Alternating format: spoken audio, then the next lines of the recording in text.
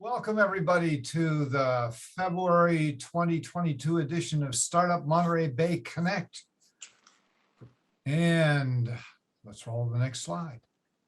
Okay, so we're on Zoom, which would be no surprise. Two things I do want to say. One is if you have questions, feel free to put those in chat at any time and we will answer them or pose them to our presenters to make sure that your voice gets heard. You can also, when we get to the Q&A portions of the program, you're welcome to unmute and ask your question directly. And this meeting is being recorded. So if you are not wanting to be recorded, you should keep your camera off and keep yourself muted. But we love to see real people. So we encourage you to have your cameras on.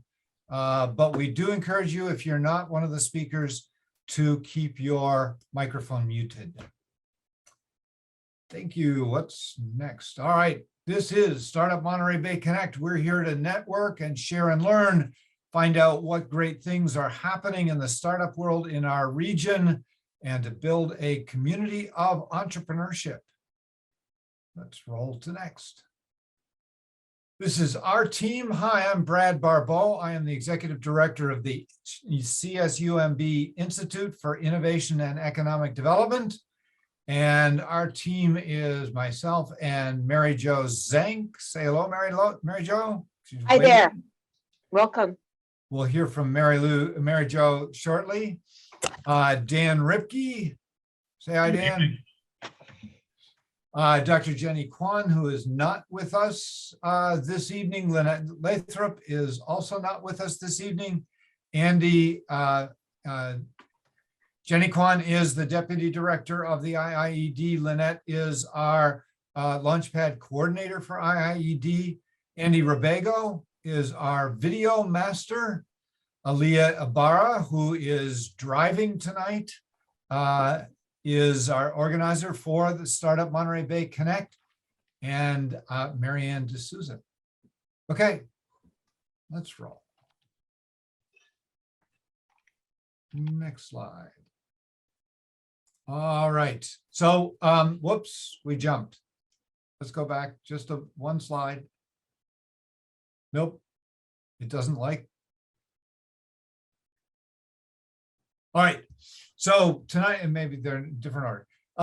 Tonight, our main program is Nonprofits Are Startup Too. We're featuring some of the really cool nonprofit organizations in the area. And we also have two other organizations that support nonprofits in the area. So we will hear from them also. So we got a couple things we're going to do before we get to our main panel. And let's roll forward. One of them is say hello. So how we do introductions in Startup Monterey Bay Connect is to ask everybody to put a sentence or two about yourself into chat so everybody knows who you are. And we'll let you do that and roll along. We also have a welcome poll that just popped up there asking where you are from.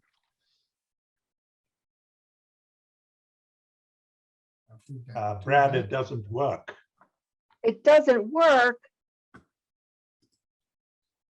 Meaning it's not allowing you to enter? It says you did not answer this question and you can select close, but nothing else. Oh, well.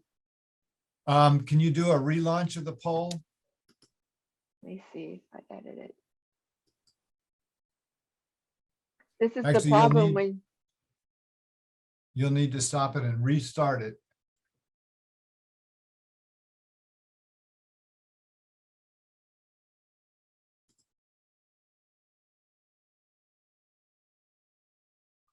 There we go. Now it should be answerable. Yes, it is.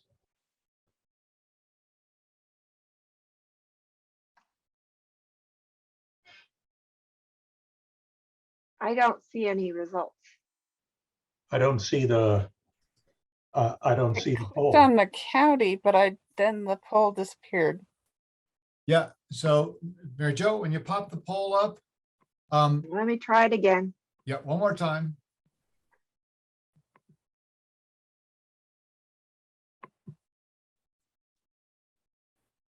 Okay. There it is. Perfect. Ah. There, now we're getting it. Perfect. All right, Technology is so- always a learning experience. Thanks, Mary Jo. Okay, I'm going to share the results. All right, so we've got a dozen people from Monterey County. We've got 5 people from somewhere else. Who thinks they're from the furthest away distance? Anybody want to volunteer for saying, hey, I'm from Timbuktu?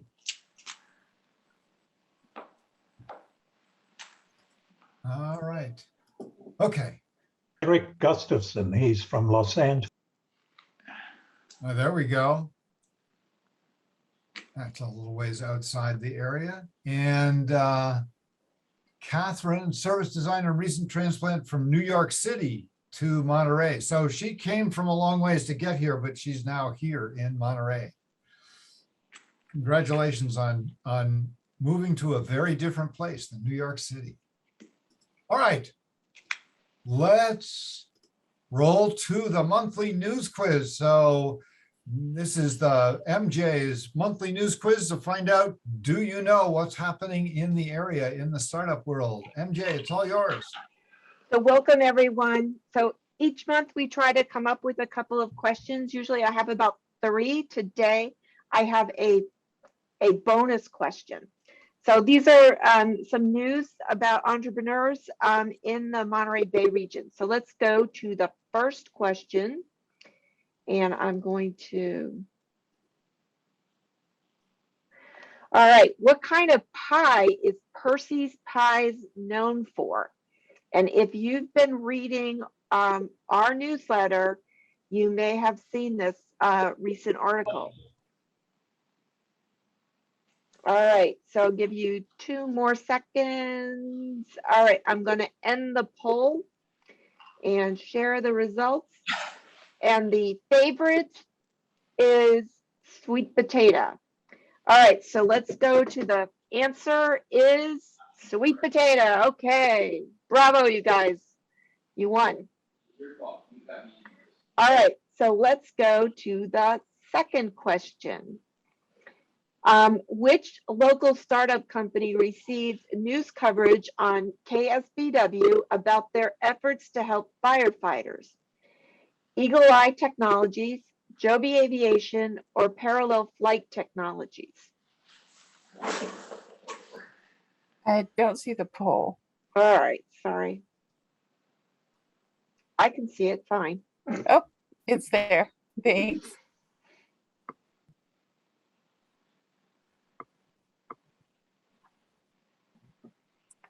All right. Okay, so I'm going to end the poll, share the results. All right, kind of tied between Joby Aviation and Parallel Flight Technologies. And the answer is, next slide, Parallel Flight Technologies. There was a great video on KSBW showing what great work they're doing. Yeah. Okay, our third question, and this time I'm going to remember to launch the poll, is there was a Startup Challenge Investment Expo company that we worked with and was recently awarded a $2 million grant from the California Energy Commission for research and development. The choices are cruise foam, Carnot compression, or Infinirel.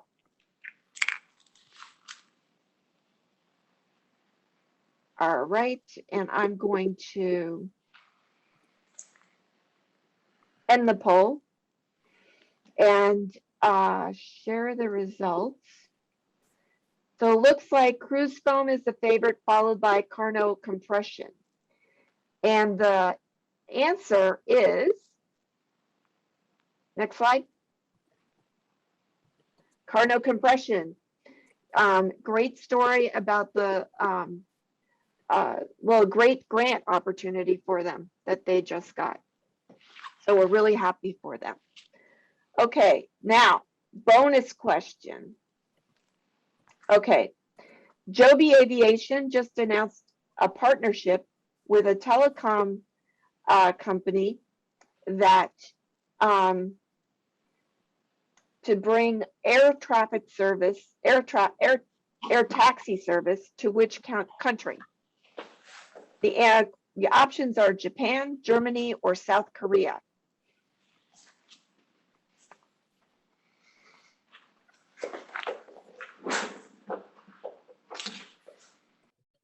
And I'm going to end the poll now.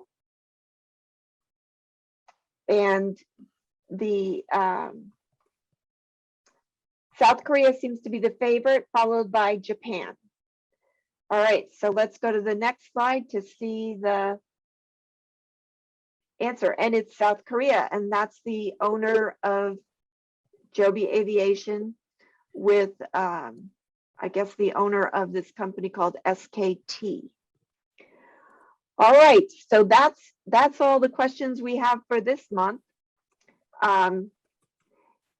And we encourage you to follow our newsletter and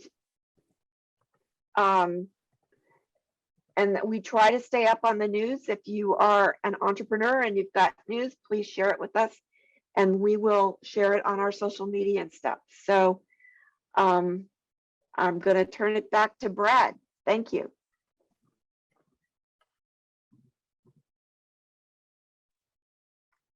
Brad, are you there? I am here, but I'm talking Okay. over being being muted. All right, thank you very much, Mary Jo, for that great news quiz. Big news happening to these companies in the region. If you want to be in the know, follow our newsfeed on startupmontereybay.com, and Santa Cruz Works also has a great newsfeed and information about what's happening in the region. Let's roll forward. Okay, upcoming events. We got a big one coming up.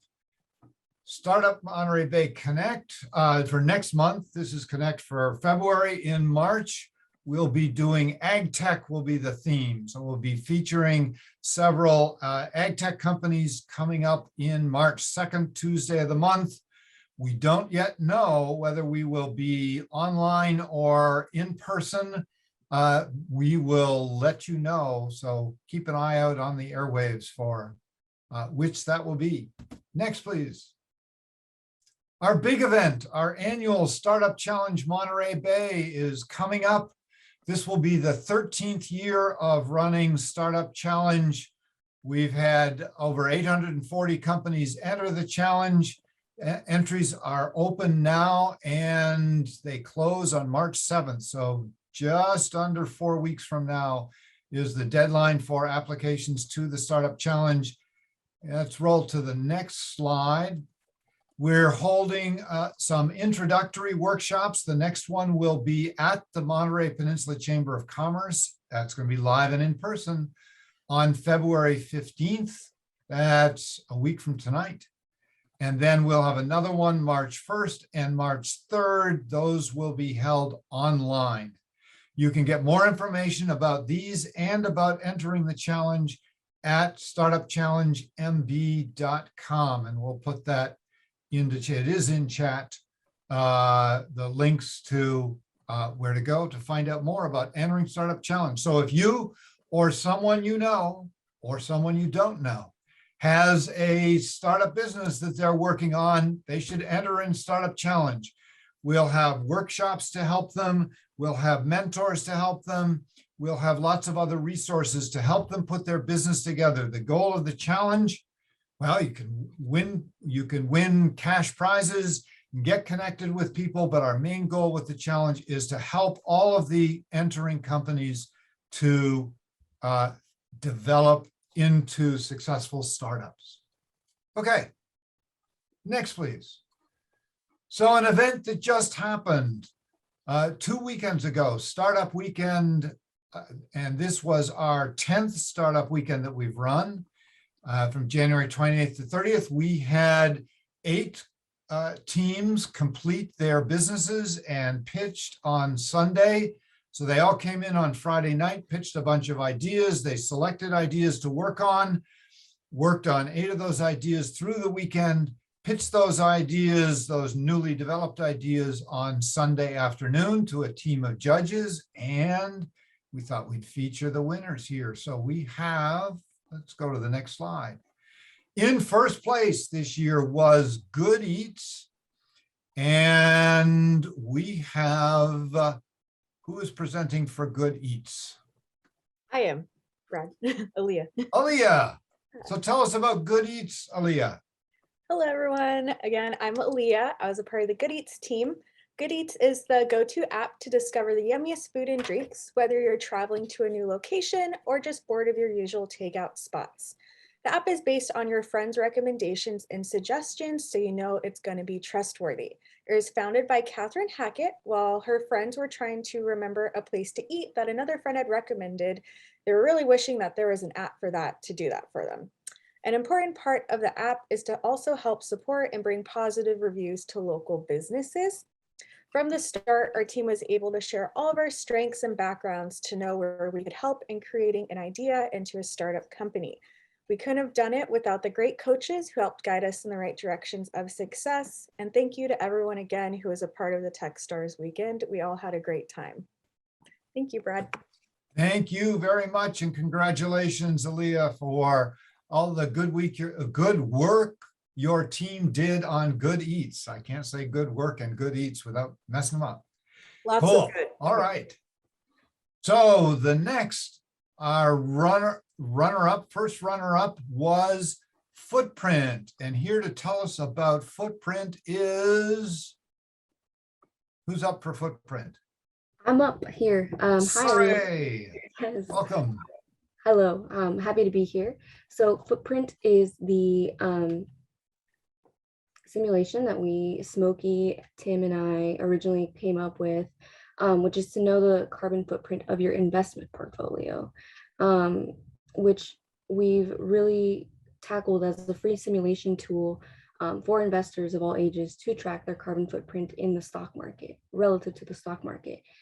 What we're gaining here is access to clear sustainability metrics, economic empowerment, and financial literacy, and social engagement and culture. But more importantly, there's also valuable data and customer insight.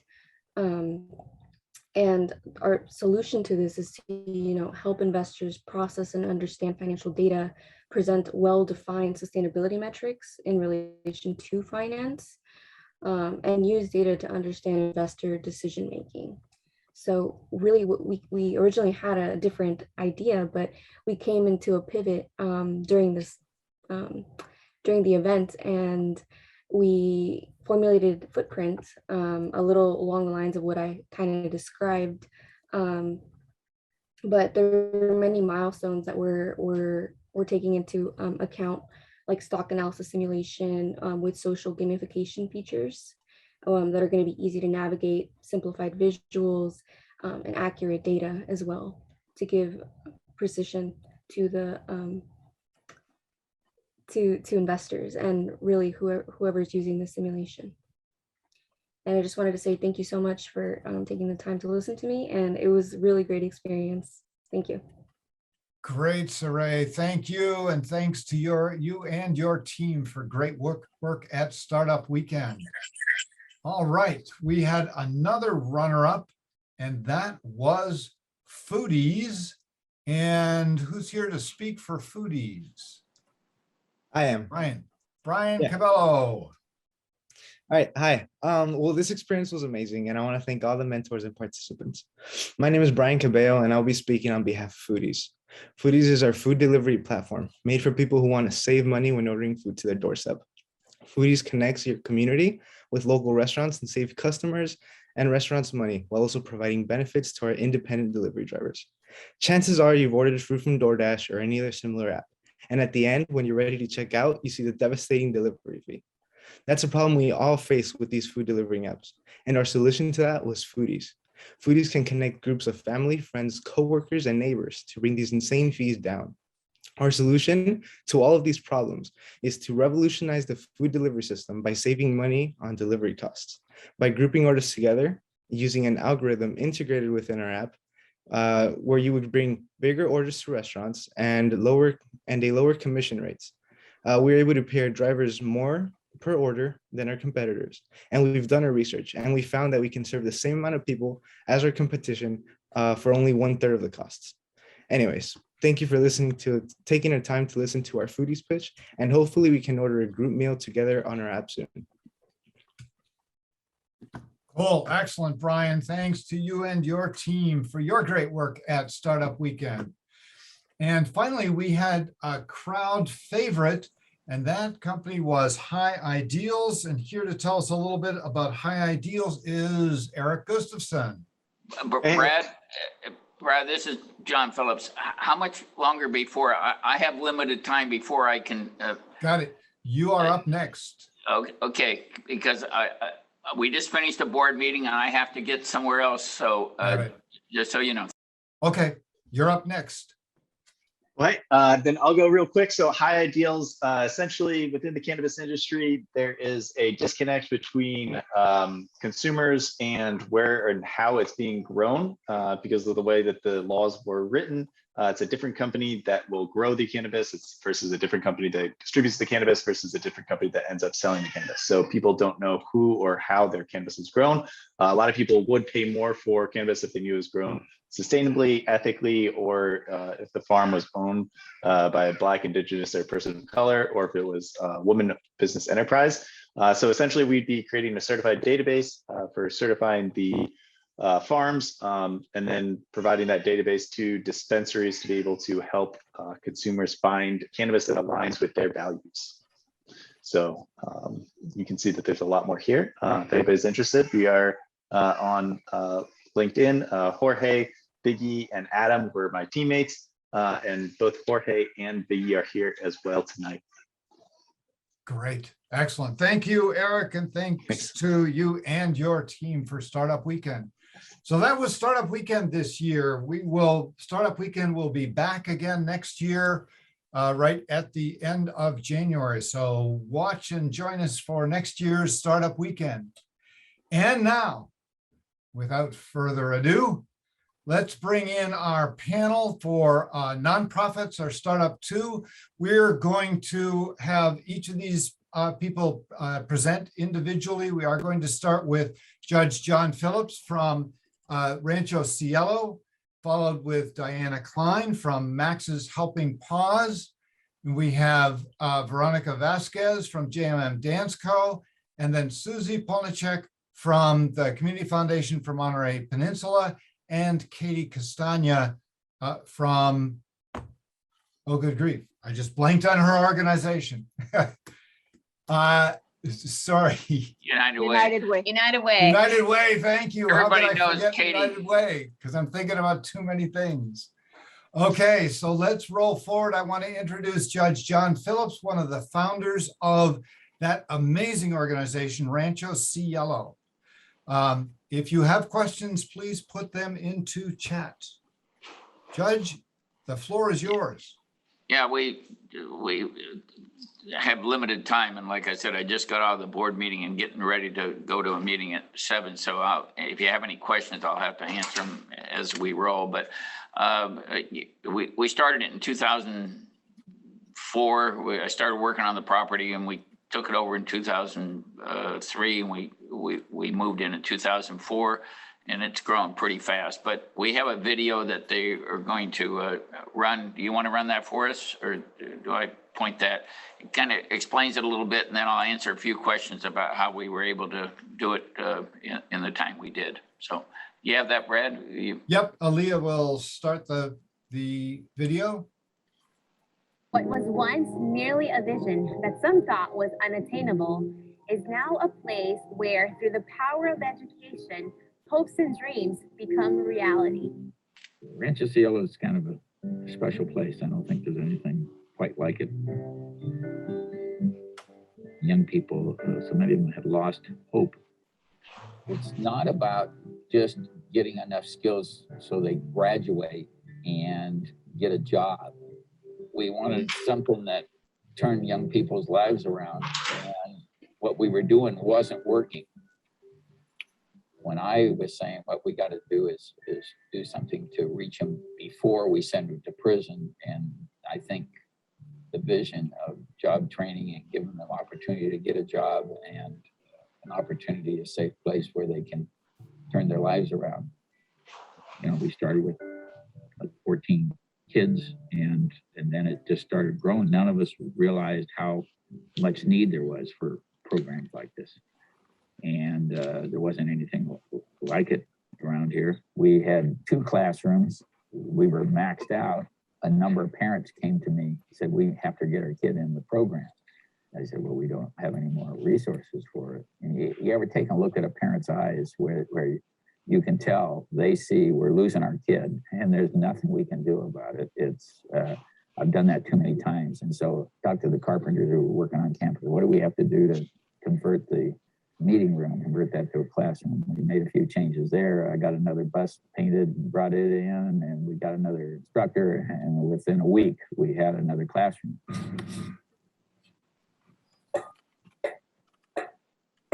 This is the Ted Taylor Vocational Center. It'll house 4 major vocational schools, welding, fabrication, tractor mechanics, automotive mechanics, screen construction. It will train these young people for jobs and vocations, a lot of the jobs that are going unmet in our county. Doors should be open in February. We're hopeful that at the time, kind of the roundup, I'm going to invite everybody over here to the next day, take a walk through and see the Ted Taylor Vocational Center. Rancho Cielo gave me mentors that believed in me. They gave me hope. They gave me a chance. They listened when no one was listening. This place has changed me in that I'm looking at the potential of these young people versus you committed a bad crime and we're going to send you away.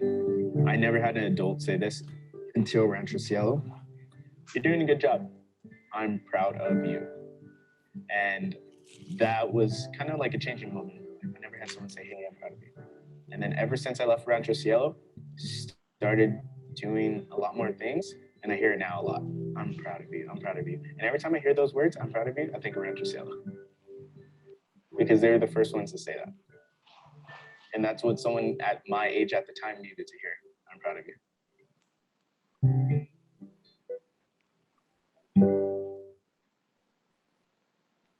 Rancho Cielo is proof that when a community comes together, there's no stopping what can be achieved. Thank you for your gift of time. Thank you for your financial support. And thank you for walking alongside us as we empower our youth. Because together, we are Rancho Cielo.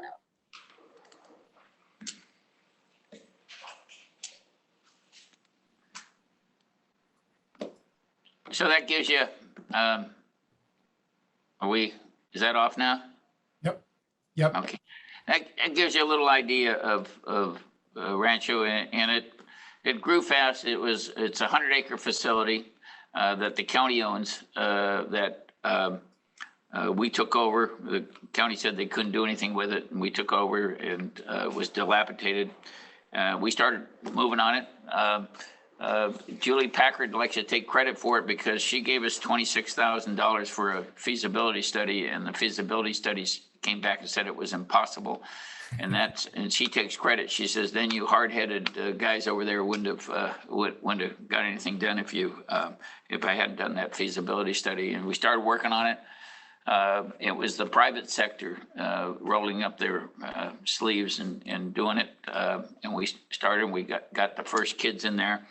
But we grew pretty fast. And I don't know if too many nonprofits have grown as fast as we were, but I was able to get involved people from the peninsula as well as the Salinas Valley, which doesn't happen a lot. And so the combination of the hospitality people and the farm community made it happen.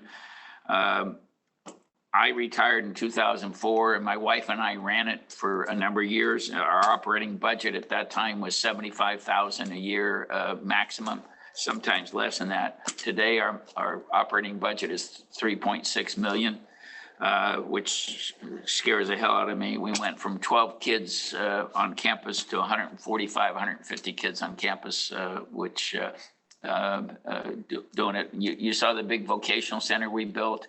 And it's we're doing a welding fabrication wing. So we've done pretty well. The thing was, we got the right people involved, people that were respecting the community, but we also got the people involved that roll up their sleeves, and we built it ourselves, doing it.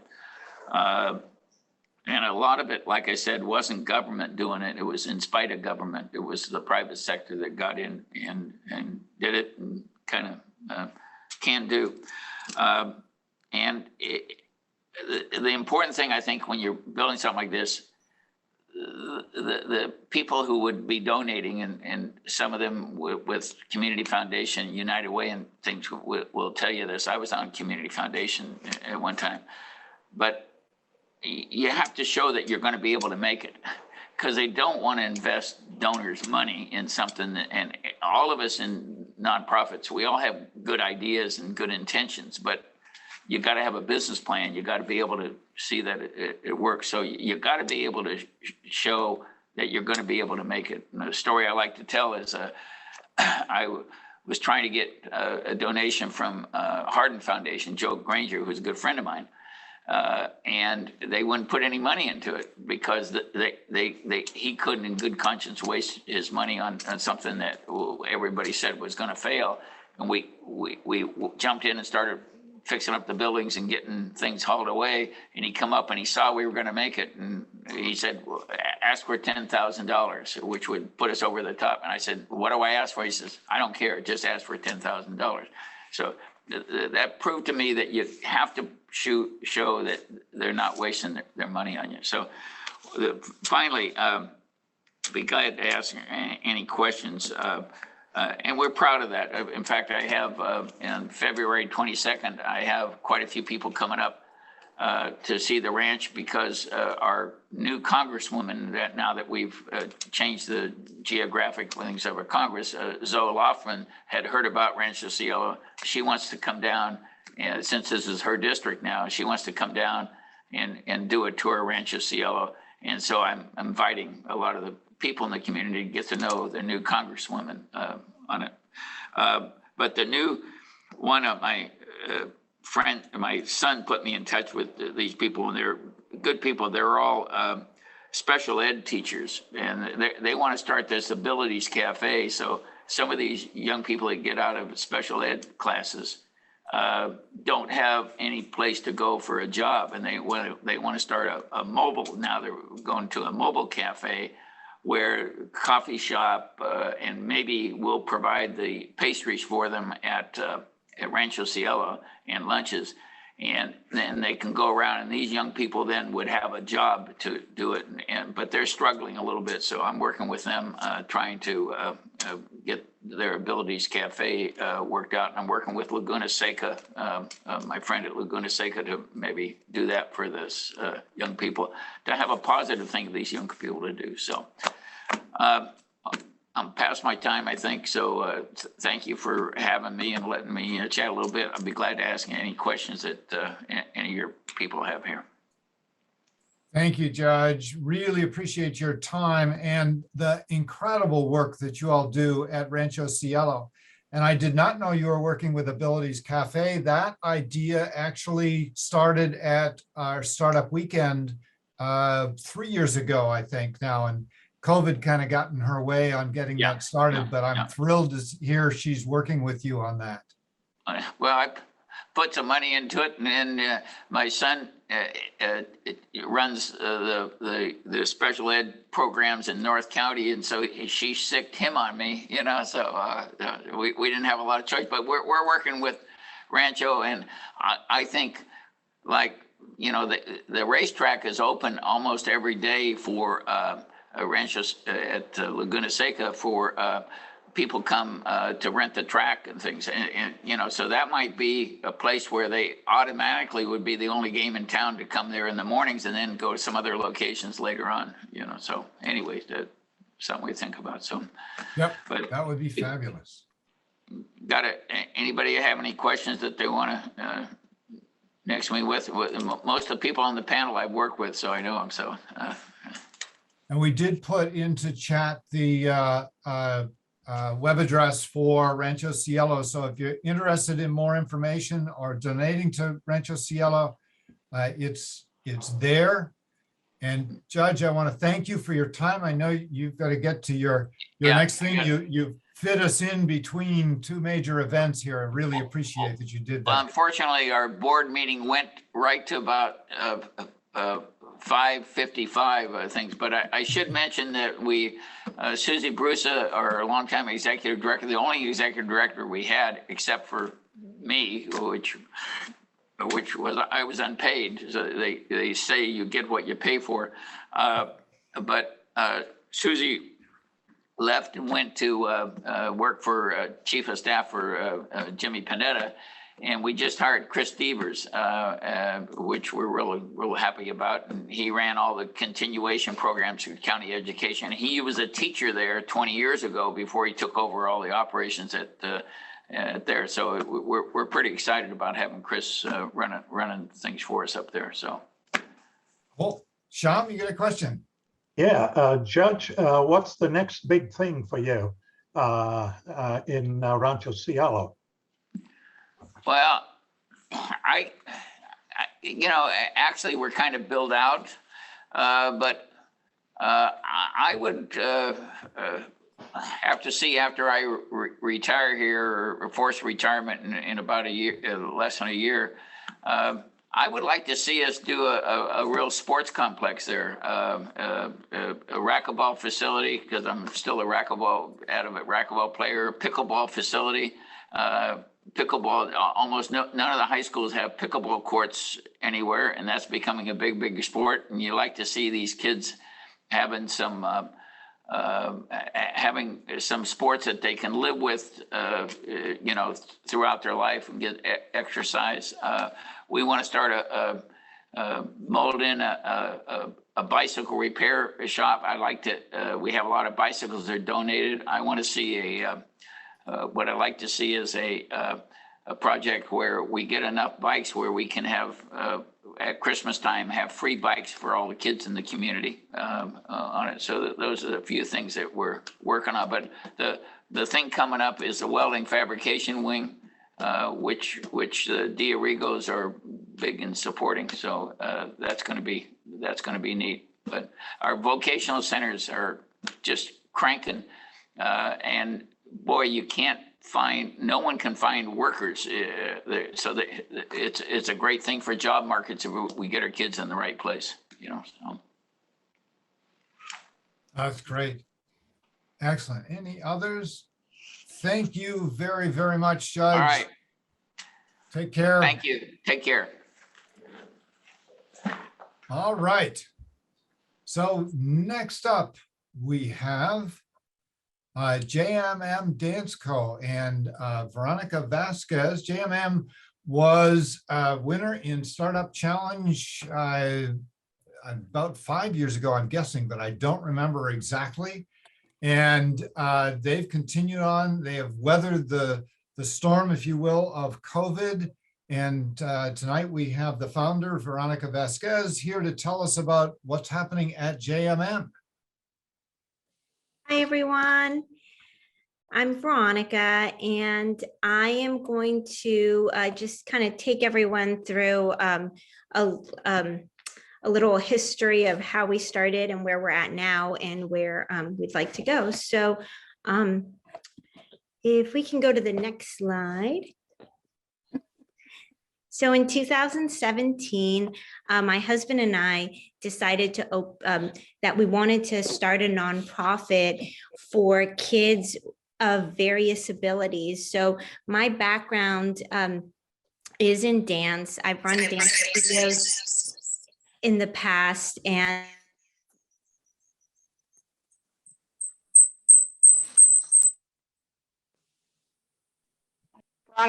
was I muted? Yes. Okay. Hi, my name is Veronica, and I'm the founder of JMM Dansko. I'd like to just take everyone through a story of how we started, where we're at, and where we'd like to go.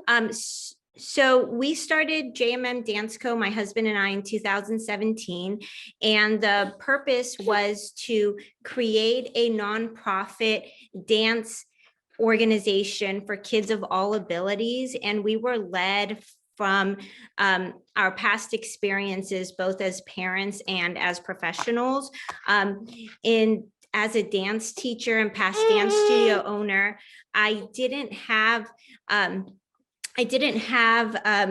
much of a place for kids to be able to teach kids dance in a setting that gave opportunity for kids of different abilities. And as a parent of a child with autism, many times we would go to a place and there just wasn't a place for my son. So we wanted to open the opportunity for kids in the San Benito and Santa Clara County.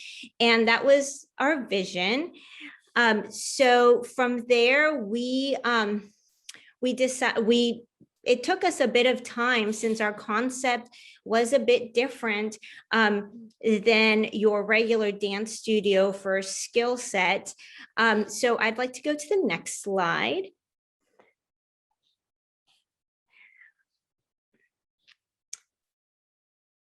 We of course had to get a 501c3 tax exemption and go through all of the steps you need to run a nonprofit. And we then plugged into the community in San Benito County and Santa Clara County. And we got into the Monterey startup competitions, and those were really helpful. We actually were in them for 3 years. And on the third year, which happened to be COVID year, is when we were a run-up in the social venture section of the competition. And our funding is mostly from California grants. We've been really successful getting grants from the California Arts Council and community foundations in our area. And that has allowed us to have the services and programs for kids free of cost. And we have had success with multiple sites of classes for kids ranging from ages 3 to 12 years old, whether that's after school programming for schools that have very low funding and do not have after school programs for kids, or just community classes for kids with different abilities, and kids who have just a really hard time finding classes that will meet their needs, either because of financial struggles or just a different ability. Our programming runs bi-quarterly, and it's every 8 weeks we have classes for kids. Now we have them online as well, thanks to COVID. So that has opened an additional source of reaching out to the community. And after the 8-week classes, the kids have an opportunity to perform. And most of these kids have never danced before. They don't know what it's like to perform on a stage. And we give them that opportunity. They get really nice costumes, and and then they get a nice location to perform. And it's just been a really great experience for these kids. Because most of them don't have that opportunity. Okay, next slide. All right, we are going to show a video that gives a testimony of some of our students and how they feel about the program. So I think, Veronica, we should probably move past the video. They're not playing very well for us. So okay. Let's go to the next slide. Cool. Okay, so here you see a few pictures of just our highlights, and these are both pictures of some of our programs online, our classes online, and our classes in the San Benito community, as well as a picture of one of our students after a performance. We've been able to reach about 500 students in since 2017. We are a small nonprofit. My husband and I run these programs on our free time. So we are just really excited with what we've been able to do and the outreach we've had with our students. In the San Benito County, there is a very interesting population. Of course, we're reaching kids of that have hardship, but also there's a large commuting population.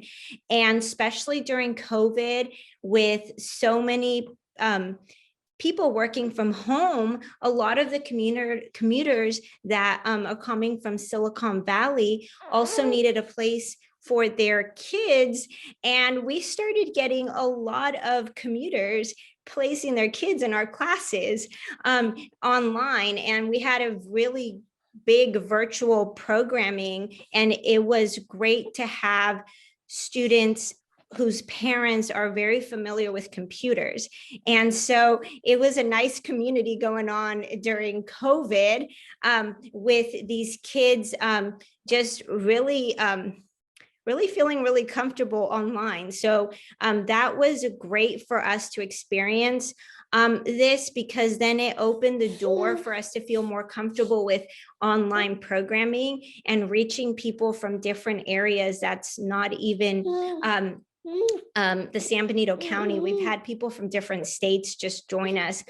Let's see, we've been part of the San Juan Holiday Lights Parade, and that was very special in 2019. Sorry, 2019. Yes, we won Best Children's Float, and that was nice. Okay, so next slide.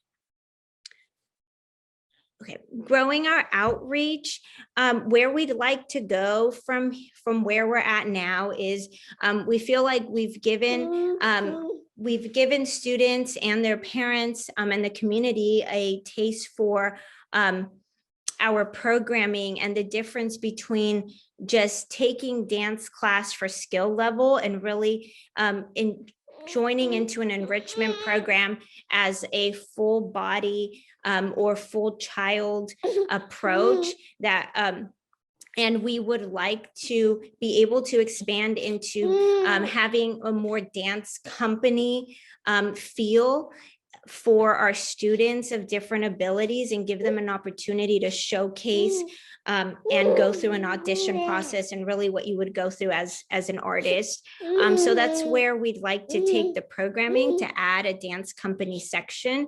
And that's JMM Dansko. Great, thank you very much. Good job, Veronica. Mary Jo sent me a note saying that you were in the 2020 Startup Challenge Social Venture Division. So that was more recent. It seems to me like you've been around forever. I think as you accomplished so much. Oh, thank you. Well, we had been in the competition a few years before we were we got runner up. So I think that the definitely the Startup Monterey competitions are really I would really recommend them for people who are looking to start up a whether it's a nonprofit or a small business, because you get a lot of great insight and education and help. Well, thank you. And thank you very much for all the great work you do for the kids with JMM Dansko. Good luck in the future. And I'm sure we'll stay in touch as we go forward. Thank you very much, Veronica. Thank you. All right. So let's roll to our next.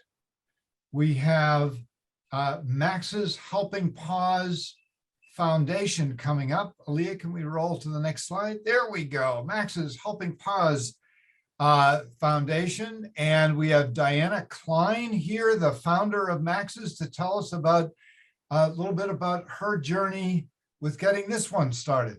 Welcome, Diana. Thank you very much for having me. I'm really excited to be here.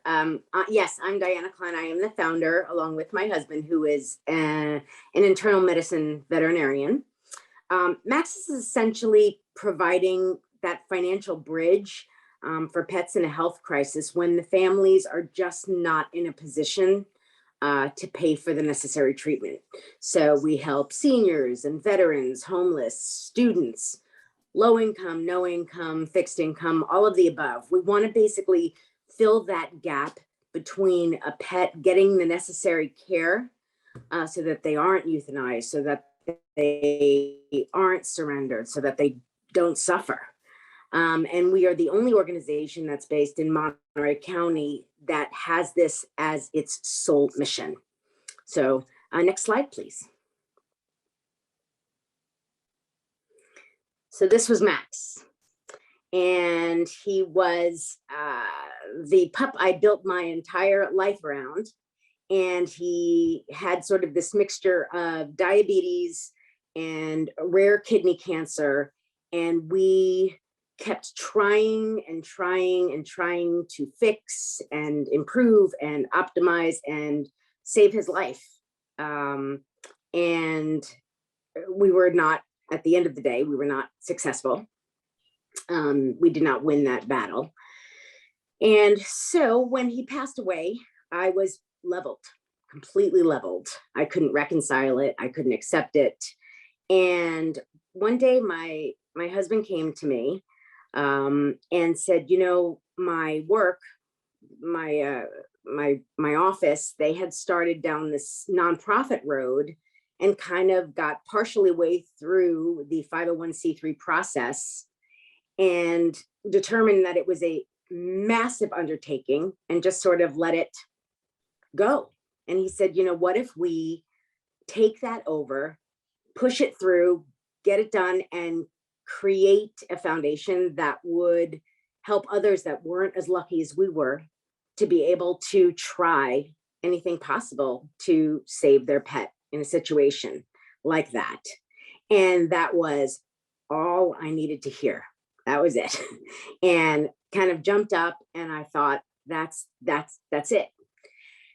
Next slide, please. So, you know, at this point, he gives this idea, and there I was. I'm thinking basically three primary things, none of which were sort of what the heck am I thinking.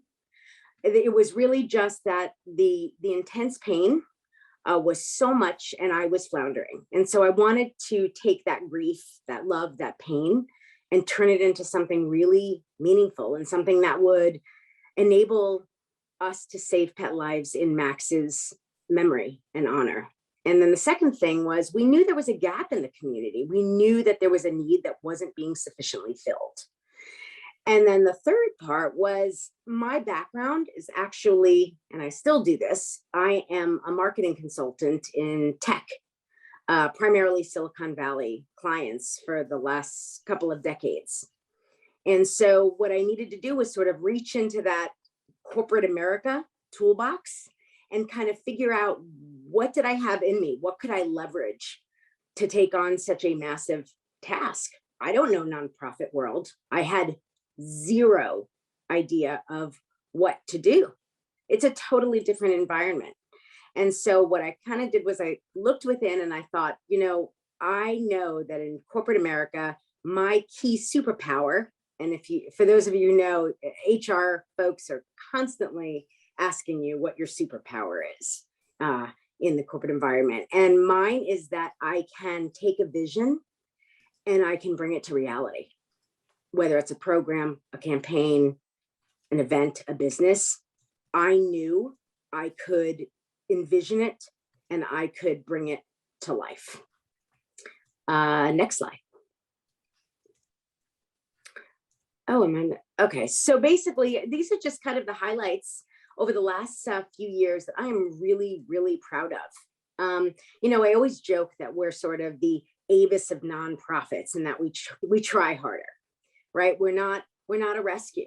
We don't have, you know, the adorable dog that needs a home. We operate in the back. We're behind the scenes, helping people with their own pets. So I'm incredibly proud to say that we are filling this gap. 740 pets assisted, almost $600,000 awarded. And we are a tiny organization. I always joke that we are a teeny tiny organization trying to do really big things. We support every Monterey County veterinary practice. And with Chestnuts Fund, I just wanted to touch on that because, you know, pivoting in times of COVID, right? That was sort of the theme. And shelter in place, I think, started in the middle of March of 2020. And we kind of sat down and said, this need, there are all of these people who never would have been eligible for support, who suddenly found themselves desperately needing support. They were in positions they never thought they'd be in. And so we thought, how do we help? How do we help these people? You know, people in the hotel business, hospitality that, you know, we had couples, both couples were let go, or excuse me, both people were let go. And so we created Chestnuts Fund immediately and said, we are going to raise our caps. We are going to expand our support for anyone that has been directly impacted financially by business closures or job loss. And we don't know where that extra money is going to come from, but the need is there and we have to we'll figure it out. And we did. And we helped 150 families who were in those situations. And I'm really, really, really proud of that. And then just kind of the other thing is we are rising to meet the need of this community, and the community has shown us that the needs are great. The more people learn about us, right, the busier we get. And so there's this, we have to constantly build to meet that demand. And so just to touch on, yes, thank you. So just really quick, we have the 3 programs that satisfy we want to meet as much of the need as possible. So we've got these diagnostics, you know, get them to the vet. You know, someone calls, I can't afford to even go, my dog is sick. We get them to the vet. And then we have short-term emergencies and we have those maximums. And then what is also unique to us is we are the only organization that does long-term support. No one else does that. Actually, I don't know anywhere that does that. So really, really proud to make it as accessible to as many people with as many needs as we see. Next slide, please. This is just kind of just a slide that just shows all the different things that we cover. It's really everything. It runs the gamut. We wanted to make sure that we didn't set up a system that would we always try to say yes. The bottom line is we always look for reasons to say yes. And in fact, different situations, one just came in an hour ago, actually, where a dog ate a COVID rapid test. So it really does run the gamut. And so we kind of turned it around really quickly, and that dog is being treated as we speak. So next slide, please. I just wanted to touch on this because graphs are generally pretty boring. I get it. But I wanted to just show how needed what we do actually is in this community. And so it's sort of proof positive, I think, that we are doing the right thing. I mean, it's just year over year, and the number of pets and the dollars awarded, and it just continues to grow. And the more outreach we do, obviously, with not only the community, but with our vet partners, I mean, it's just showing just a huge increase. And as it says here, right, the first, month plus of the year, we're tracking to do, well over 400, help 400 pets this year, and well over 300,000 in support. So next slide, please. Oh, if you could just, yeah, I just wanted to kind of say, this is why we do it, right? When we get these communications from people, these thank yous, and they're heartfelt and they're moving and they're emotional. And they are constant validation that creating this nonprofit startup was without question the right thing to do. And next slide, please. Oh, did we miss the looking ahead slide? Oh, sorry, my fault. I jumped ahead. So just a quick, touch on looking ahead for our organization. Awareness is key. And, of course, as a nonprofit, it's always donors, donors, donors. But for us, it's not just that. For us, it's the community. Do you know that we're a service? Do you know that we offer this? Do you know somebody else who might need this? Every time we hear things like, oh, I had a friend who just put her pet down, she couldn't afford it. It kills me. Building our programs, expanding our caps, right? That's really critical for us. And building our engagement, community partnerships with other nonprofits, community partnerships with local businesses.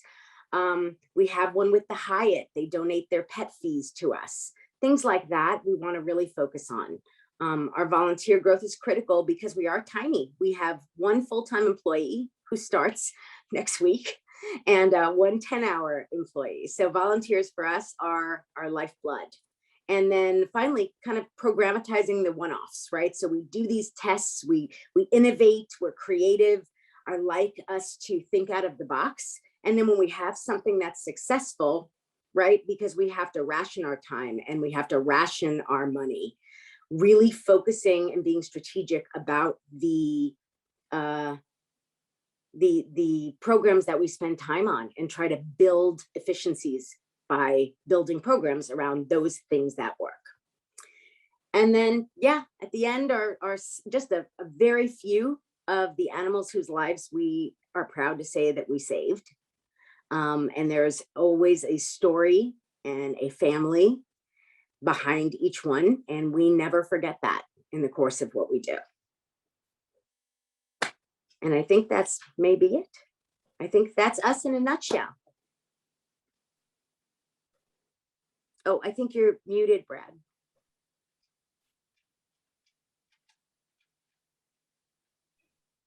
Brad, are you there? We can't hear you. So I will fill in until. While Brad is waiting, could I ask a question? Of course. Diana, thanks for a terrific presentation and a terrific nonprofit that you've created. This is the first time I'm hearing the whole story, so it's amazing. And it looks to me that your passion here is replicable in the following sense, that you filled a need that nobody filled before. Is that correct? There is an organization that's based in Santa Cruz, but we are the only one here. But it's unbelievable how few communities actually have this. Yeah. So the key to my question has to do with you're clearly looking to expand the model and grow it.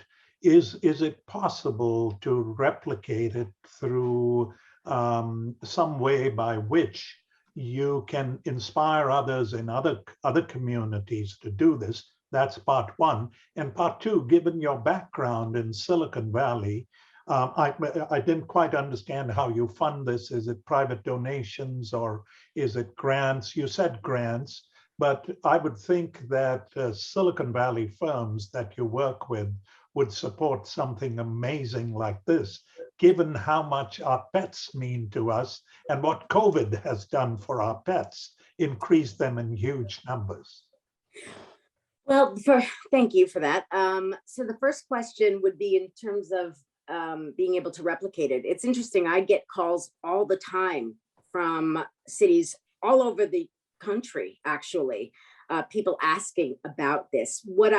What's always been sort of in the back of my mind, my grand master plan has been to really do a lot of failing along the way, not being afraid to try things so that I could create an organization that could serve as a template for others to create, campaigns that work and don't work, outreach, mechanisms and channels. And so the plan truly has been to replicate this or help others to build their own. And it is absolutely doable. I mean, even without a background in corporate America, right? There's passion, there's need.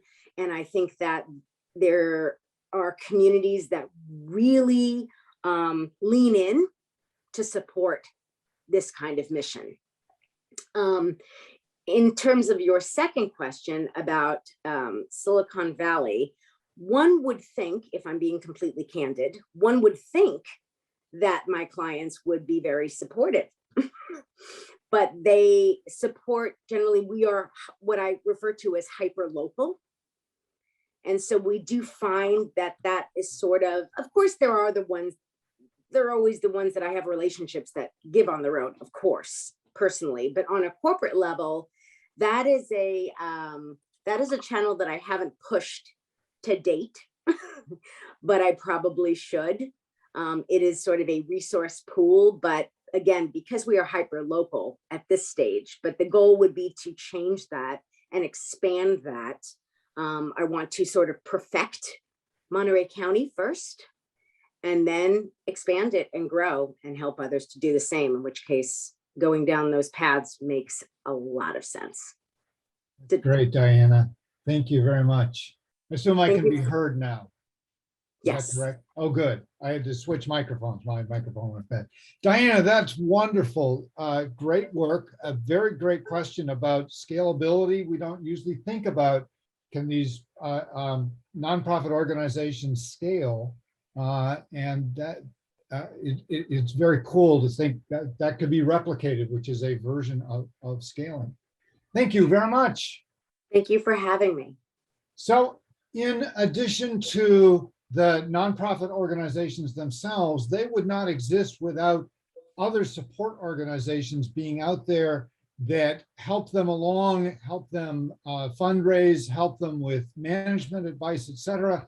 And one of those is the Center for Nonprofit Excellence at the Community Foundation of the Monterey Peninsula. And with us tonight, we have Susie Polnacek, who is the director of the Center for Nonprofit Excellence. Susie, thank you for being with us. And let's hear about the wonderful work.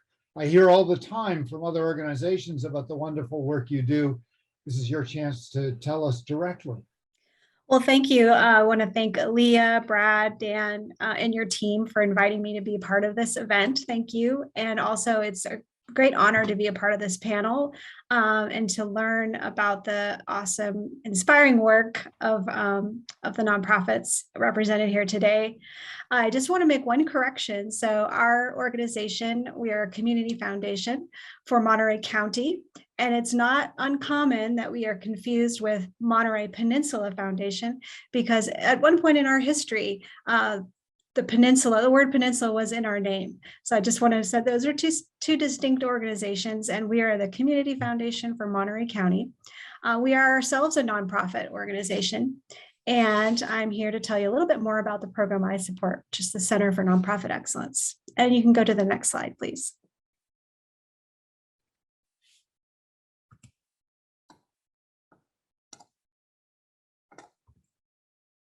Great, thank you so much.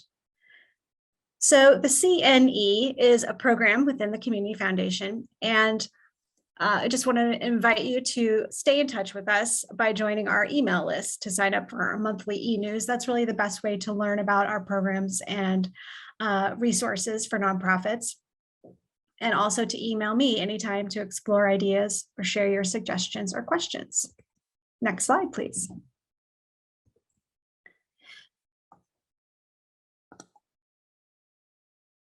The CNE works with nonprofits like yours to be stronger, more resilient, and equitable. And you don't need to be a grantee of the Community Foundation to partner with us. We work with about 175 nonprofits locally and community-based organizations each year on average. And these are typically established nonprofits. Next slide, please. The CUD helps staff of these nonprofits, boards, and volunteers to make meaningful connections to resources and to one another. And I think, as today's panel illustrates, starting a new nonprofit can be an empowering way to give back to your community, a healing way to give back, and provide valuable resources to those facing need, or to be an agent for community change, for example. Next slide. So that said, I wanted to share something a little bit different than maybe the startup steps for a nonprofit incorporating as a new organization. But I also want to highlight an alternative to incorporating as a new entity, and that is a choice that some projects take to start out under the auspices of an established nonprofit.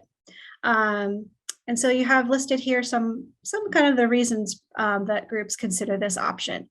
A fiscal sponsor can serve as the administrative home of the project, for example. They can provide a flow-through pathway for revenue like donations or grants, even for a project that doesn't yet have its own 501c3. Starting out this way can be a way to test drive your ideas, and also for all volunteer organizations or groups, and other even larger groups. Outsourcing the administrative level or the administrative role of the nonprofit can be a way to stay focused on developing a program or service idea first. I also did share with Aaliyah, and hopefully there'll be a way to share those with you, a list of further resources to explore this sort of fiscal sponsorship model, and some local groups, as well as a directory of statewide groups that provide that kind of service. Next slide, please. Because the Community Foundation is a funder, I thought I would highlight a couple of the grant types that Community Foundation has that might be of appeal to grassroots projects, for example. One is called our Opportunity Grant, and these are in the amount typically from $1,000 to $5,000. And those are geared towards folks who are starting a new organization, just starting out, or when an organization is launching a new program and is a way to pilot that. The second type is called our Neighborhood Grants Program, and that's also between $1,000 and $4,000. And those are focused on neighbors helping neighbors, community initiatives where there may not be a desire or an interest in starting a new group, but that it could be a way to sustain the effort over time with some small amounts of funding.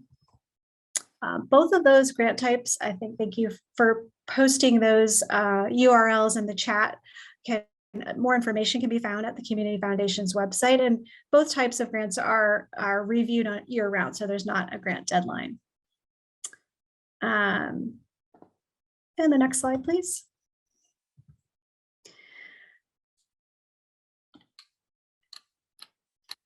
Finally, I just want to thank you all for your work in the community, and please do stay in touch with us to learn more about ways you can continue to develop your skills, your understanding, your awareness of nonprofit sort of admin and management and leadership. We're a good resource for that. And next slide will take you to my contact information, and I encourage you to reach out and stay in touch.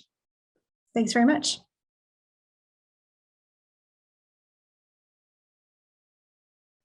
Excellent. Thank you very much, Susie. That is great work you do there. I'm on the board of the Gateway Center, and I was talking to them a couple of weeks ago and asking them, do they take advantage of the Center for Nonprofit Excellence programs? And they said, we send all of our staff there all the time. So they really use that actively as a resource to help develop the organization. So that's great work that you do, and something that everybody who is starting or running a nonprofit should be looking into to find out how you all can help. Thank you very much. And so let's roll to our final presenter, Katie Castagna of United Way, Monterey County. And I apologize earlier for my brain going completely blank on that. United Way is also an organization that serves the nonprofit organizations in the area. And I'd be interested to find out and hear how United Way Monterey County connects to the national programs and how that allocation works. Really interested to hear more about what you have to say, Katie. Thank you so much, Brad, and thank you for the invitation here. Hopefully my background will keep Live United, our slogan, in your mind as you think about United Way. I'm really happy to be here and have really enjoyed affiliation with the CSUMB College of Business and all of the great programs there. And happy to share with you a little bit about my career and journey in the nonprofit sector, and specifically about United Way. And you started me off with a great question. How does our local United Way connect with United Ways around the world? I'm so impressed with so many of the people here tonight who have actually started up organizations. And while I have not been involved in a nonprofit startup, I joined a fully formed organization when I came to United Way Monterey County in 2004. Our roots, our DNA are based in startup culture. Back in 1887 in Denver, a few community leaders got together and said, you know, rather than each of us knocking on doors and collecting funds for charitable works that need to happen in our community to support people in need, why don't we come together and do a collective fundraising and allocation of resources? And that was really the birth of the United Way movement. Over time, local communities adopted that model.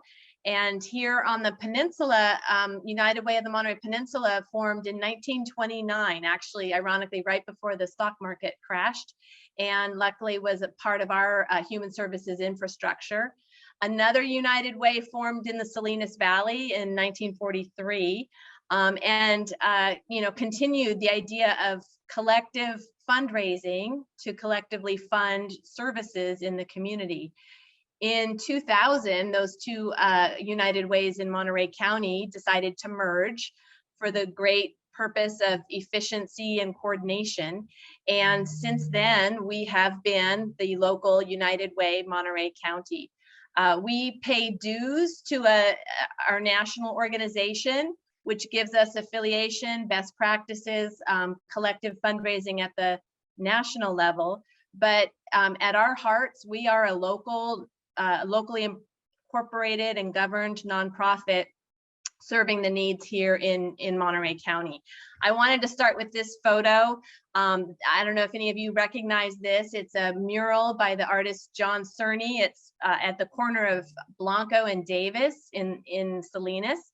And we have this artwork put together. This is actually a photo of a student who received one of the backpacks that we distribute annually to students in need, and represents our vision of bringing people together to support and improve lives here in Monterey County. Next slide. I mentioned the idea of collective fundraising and distribution, and that model continues, but we made some significant changes along the way. This very busy graphic represents what I think of as our core focus. Historically, we raised money and made allocations to many different types of services all over the map. Great organizations, but we did not really have a focus. And so as philanthropy has changed and as donors became more interested in being engaged with particular issues, we've honed our focus. And what this represents is our focus on family financial stability. In 2015, we published a survey or an assessment of community aspirations, the Impact Monterey County Assessment, which not only continues to hold data about community needs and aspirations, but has become a framework for how United Way prioritizes its impact. We identified 3 areas that we feel are fundamental to family financial stability here in Monterey County. And those include asset building, early care and education, and housing. And any of us who live here, I think, will agree that if we got these three right, and you know, starting with housing, safe and stable housing, a good start for our young people, and access to benefits, financial literacy, and services that help us manage our own money, that we would all be better off. So those are the three core services that we now focus our fundraising and programmatic work around. And we have a collection of grants we make, initiatives we staff, advocacy we're involved in around each of these areas. And in the center, and really what I think is core to our unique role in the community, is being that connector. And this is sharing with you our logo for the 211 information and referral service. Now, I mentioned that we have not been a startup organization, but it's really been my pleasure to have the opportunity to do startup programming. I was given the opportunity to bring 211 here to Monterey County, which we launched in 2009. And I think of that as a great example of a startup program where there was this idea. It wasn't my idea, but it didn't exist in Monterey County. The idea of having one place that somebody could call to find out where to go for a whole host of services, and have a real person available 24/7 who could connect them, rather than each of us keeping a different Rolodex on our desk or publishing directories that become obsolete. This concept, which is a national concept, is the idea of centralizing that information and providing professional trained support for people in need. So we, United Way Monterey County, became the operator of 211 here in our county, and we launched that in 2009. And that has become a really important part of the human services infrastructure, and how we collectively hold information and help people find out and navigate where to go for help. In the and a couple other programs I want to just mention because they're very relevant now. In asset building, we just last week launched our annual free tax prep program, the Volunteer Income Tax Assistance Program. Another one where we partner quite significantly with CSUMB and have some wonderful support from students who are trained in tax preparation, certify, and then volunteer with us to help working people who are low income access the tax credits and benefits that they are entitled to. This is, I think, of another startup program where we didn't have it in our community in this way until about the same time we launched 211. We really kind of pivoted as an organization to provide new services, and I've had the pleasure of being able to help get those up and running, and now a very valuable part of our infrastructure, both as a service provider, as a partner, bringing multiple institutions together to make this happen, and United Way really serving that role as being a connector.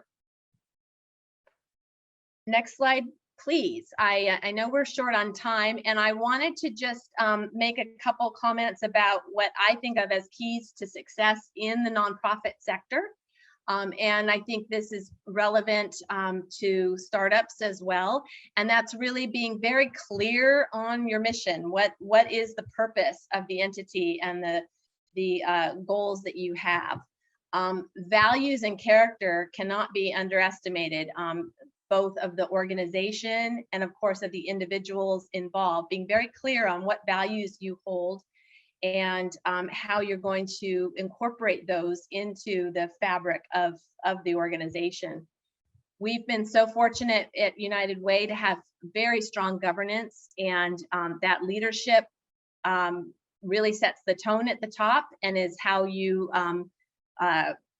open doors and make sure that you're always staying on the right path, and that you have ability to course correct. Because the other thing about, related to startups and the nonprofit sector is the value of being nimble and always making sure that you are on the right course and being willing to make change should that be necessary. And we all have to adapt to stay relevant. And so you need leadership that's willing to have a critical eye in that regard as well. Judge Phillips mentioned one of my favorite items, the fiscal responsibility. Always have a good business plan is I think what he said, and that is so true. For me, I grew up as a consummate volunteer in high school and college. All I wanted to do was volunteer and help people, and I enjoyed that. I enjoyed some early work in direct services in nonprofit organizations.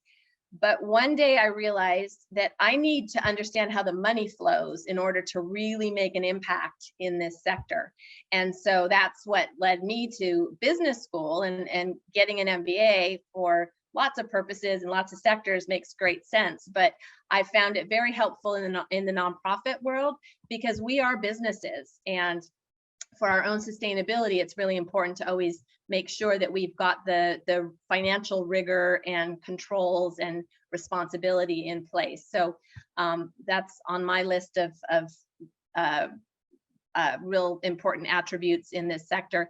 And then finally, community engagement. How are you involving your constituents? How are you making sure you're connected to your community, that you're reflecting your community, and that you have diverse perspectives at the table to ensure that you have the best interests of your focus in mind. And so those are just a few notes I wanted to share with you. And and then finally, just my last slide is just my contact information. But I would like this. Let me share this picture. This is about some of our early care and education work. Another thing we launched during the pandemic, and it really was a startup, was becoming a hub for AmeriCorps members to go out in preschools and help with early care or early literacy. And so we've got one-on-one coaching and individual classroom support with people who sign up to be an AmeriCorps member for a year, and they're placed in preschools throughout Monterey County. So we're very proud of that program. Launching in the middle of a pandemic was no picnic, but we are very stubborn and dedicated, and we're in our second year with that, and it's growing already. So I want to just leave you with this, whether you as entrepreneurs, whether you're in the nonprofit sector yourself or you have other interests, that piece about governance, we always need good board members. And I would encourage everybody to think about how you can make a contribution as a volunteer or as a board member. And I think you can bring very valuable skills to these types of mission-oriented organizations. And so I want to thank you all for the opportunity to share with you. And I hope I've answered your question, Brad, about how United Way relates to our national organization.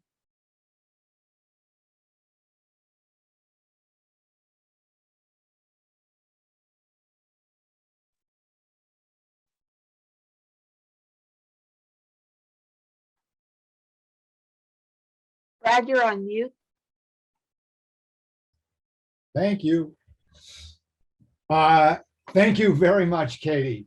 I appreciate your work and a great presentation from you with that information. Are there any questions for folks, for Katie or any of the others? If not, I will bring this to a close. It's been a great program. I would want to say in closing here, not just a huge thank you to our speakers, but to nonprofit organizations in general. They're extremely important in providing services that make our communities rich in quality of life for everyone. So I want to say thank you to the founders and to the employees who start and run these organizations. We would truly not be the same community without them. So thank you to all for your great work and for your great presentations tonight. And let's roll to close here. So join the in-crowd, sign up for our monthly newsletter so you know what's happening in the region. And we'll drop that link into chat for you. Special thanks to our sponsors, the College of Business at California State University, Monterey Bay. And we are Startup Monterey Bay. We're funded heavily by the U.S. Economic Development Administration. And we have a key marketing partner in the Monterey Bay Economic Partnership. Join us next month. Next slide. In March, where we will have some ag tech companies for you to take a look at. That'll be the second Tuesday in March, March 8th, from 6 to 7:30. Stay tuned for whether that will be in person or online again. Thank you all and have a very good night.